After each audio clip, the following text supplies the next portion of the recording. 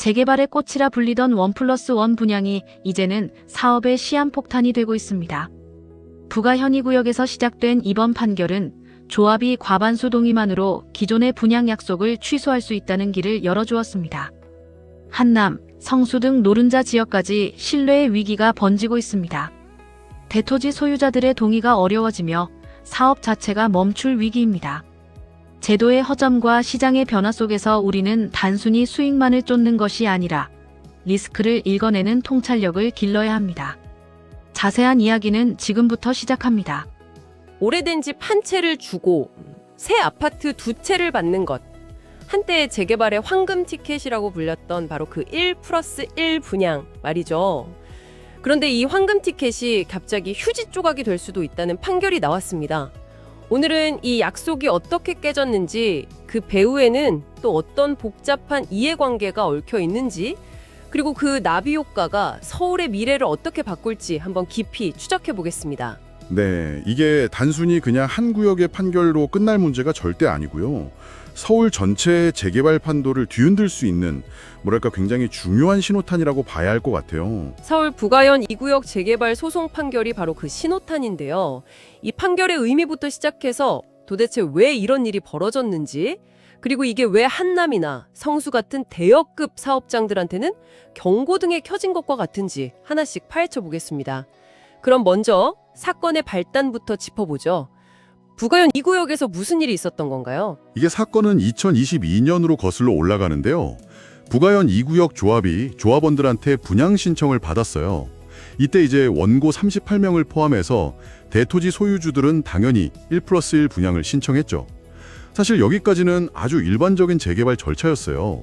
조합은 사업 동의율을 높이려고 1+1을 약속하고 대토지 소유주들은 그 약속을 믿고 참여하고 일종의 윈윈 구조였으니까요. 그런데 그 윈윈 구조가 깨져버린 거군요. 뭔가 예상치 못한 변수가 등장했나요? 네, 모두가 예상은 했지만 그 파급력은 예상하지 못했던 변수, 바로 공사비 급등이었습니다.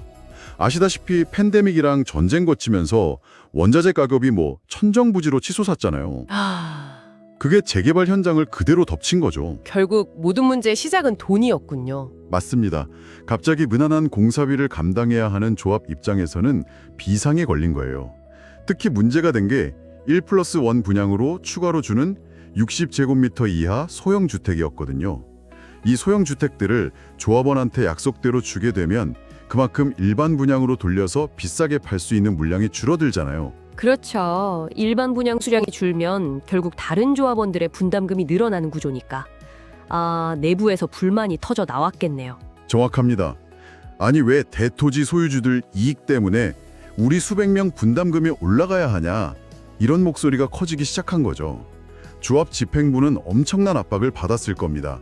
이대로 가다가는 사업 전체가 좌초될 수도 있겠다, 이런 위기감 속에서 결국 1+1 분양 계획 철회라는 초강수를 둔 겁니다. 조합원들 입장에서는 정말 뒤통수를 세게 맞은 기분이었겠어요.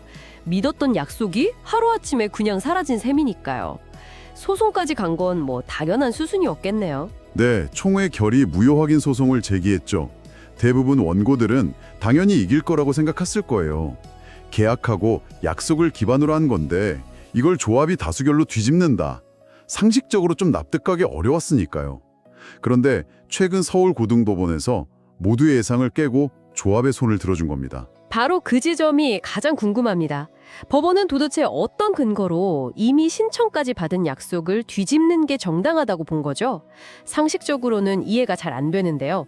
법원은 관리처분 인가라는 최종 확정 단계, 그러니까 모든 권리관계를 확정해서 최종 계약서에 도장을 찍기 전이라면 사업계획의 세부 내용을 바꾸는 건 조합총회 결의를 통해 가능하다.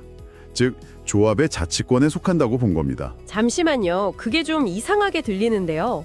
그럼 조합원들은 처음에 사업에 동의할 때 도대체 뭘 믿고 동의를 해주는 건가요?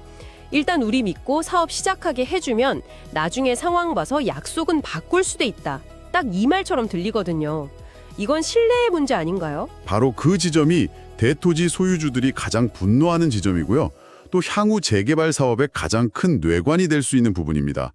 법리적으로는 최종 확정된 변경 가능이지만 조합원들 사이의 신뢰라는 관점에서는 이게 완전히 다른 차원의 이야기니까요. 법원은 조합 전체의 이익이라는 그 공익적 측면을 더 크게 본 셈이죠. 그렇군요. 하나의 판결이지만 그 안에는 법리와 신뢰, 공익과 개인의 재산권이라는 아주 복잡한 문제들이 얽혀 있네요. 그런데 들어보니까 이게 단순히 부가현 2구역만의 특수한 상황은 아닐 것 같다는 생각이 강하게 듭니다. 사실 이 1+1 분양제도의 매력 자체가 예전 같지 않다고 하던데요. 맞습니다. 이번 판결은 어떻게 보면 이미 기울어가던 저울에 마지막 추를 올린 격이라고 할 수 있어요.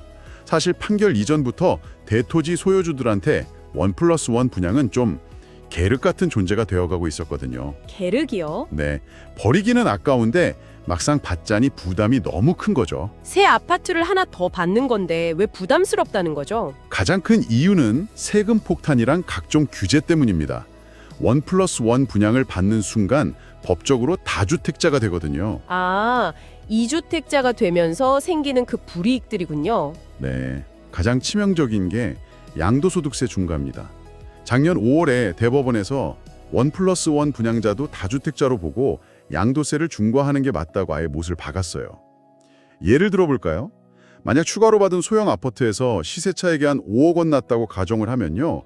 1주택자라면 안 내도 될 세금을 다주택자라는 이유로 수억 원을 내야 할 수도 있는 거예요. 수익을 기대하고 두 채를 받았는데 팔려고 보니 세금으로 이익의 절반 가까이를 내야 하는 상황이 된 거죠. 와, 수익성이 생각보다 훨씬 떨어질 수 있겠네요. 차라리 그냥 큰 평수 아파트 한 채를 받는 게 세금 면에서는 더 유리할 수도 있겠다. 이런 계산이 나오겠어요. 그렇죠.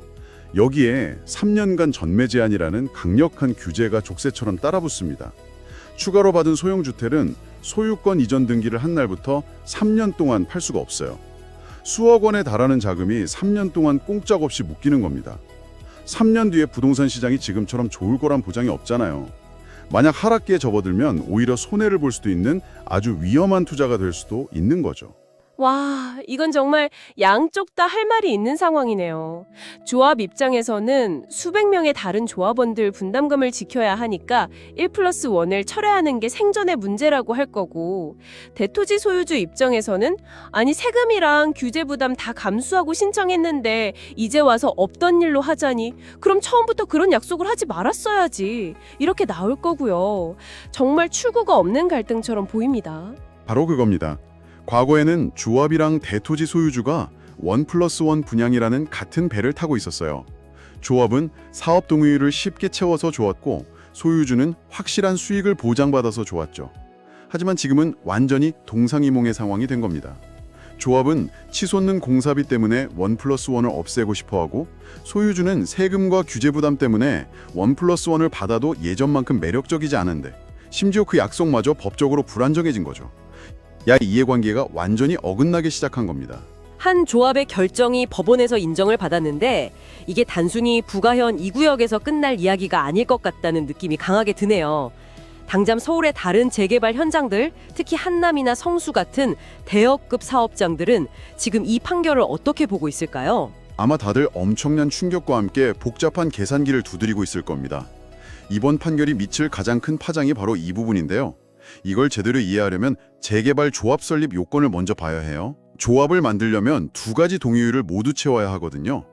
첫째는 전체 토지 등 소유자 4분의 3, 즉 75% 이상의 동의. 이건 사람 머릿수를 기준으로 하는 거죠. 그리고 두 번째 요건이 바로 그 대토지 소유주들의 영향력이 절대적인 부분이겠군요. 맞습니다. 두 번째 요건이 바로 전체 토지 면적의 2분의 1, 즉 50% 이상을 가진 소유주의 동의를 받아야 한다는 겁니다.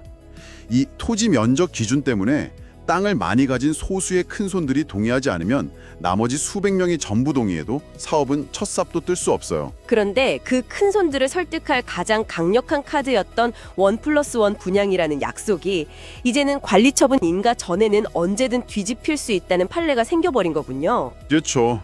재개발 사업은 신뢰라는 연료로 움직이는 거대한 엔진과 같아요. 조합 설립 단계에서 대토지 소유주들은 1+1 분양이라는 달콤한 약속을 믿고 자기 땅이라는 아주 비싼 연료를 이 엔진에 넣어주는 거죠. 그런데 이번 판결은 그 연료에 물을 섞어도 괜찮다는, 혹은 나중에 연료가 부족하면 그냥 빼서 다른 데 써도 된다는 신호를 시장에 준 셈입니다. 엔진이 처음엔 덜컥거리다가 결국엔 완전히 멈춰설 수도 있는 아주 위험한 신호죠. 비유가 정말 와닿네요. 그럼 앞으로 이제 막 재개발을 시작하려는 구역들은 정말 힘들어지겠어요? 대토지 소유주들을 설득할 방법이 마땅치 않을 텐데요. 상상을 한번 해보죠. 이제 막 조합 설립을 추진하는 위원회에서 대토지 소유주를 찾아가요. 사장님, 저희 사업에 동의해 주시면 1+1 분양 확실하게 보장해드리겠습니다. 이렇게 설득하겠죠. 그럼 이제 그 소유주는 뭐라고 대답할까요? 그 약속, 부가현 2구역처럼 나중에 총회 열어서 없던 일로 할 수 있다면서요? 라고 바로 반문하겠죠. 바로 그겁니다. 신뢰의 기반이 완전히 흔들려버린 거예요. 이제 대토지 소유주들은 구두 약속이나 초기 단계의 계획안을 믿지 않으려고 할 겁니다. 뭔가 훨씬 더 구체적이고 법적 구속력이 있는 안전장치를 요구하겠죠. 하지만 사업 초기 단계에서 그런 걸 마련해주기는 사실상 불가능하거든요. 결국 동의율 확보는 점점 더 어려워지고 사업은 지연되거나 아예 무산되는 곳들이 속출할 수 있습니다. 이미 사업이 꽤 진행된 곳들도 안심할 순 없겠네요. 자료에 언급된 한남 뉴타운 4, 5구역이나 성수 전략정비구역, 모량진 3구역 같은 곳들은 어떻게 되는 건가요? 이런 곳들은 서울의 핵심 주거지가 될 곳들이라 파장이 더 클 텐데요. 물론입니다. 이런 노른자 땅들은 특히 1+1 분양을 약속받은 대토지 소유주들이 많아요. 그런데 부가현 2구역 판결을 보고 우리 조합도 공사비가 오르면 저렇게 할 수 있는 거 아닌가? 이런 생각을 하는 조합 집행부가 왜 없겠어요? 반대로 대토지 소유주들은 우리한테 한 약속은 반드시 지켜라 하면서 조합을 더 강하게 압박하기 시작할 거고요. 이미 물밑에서는 팽팽한 긴장감이 흐르고 있을 겁니다.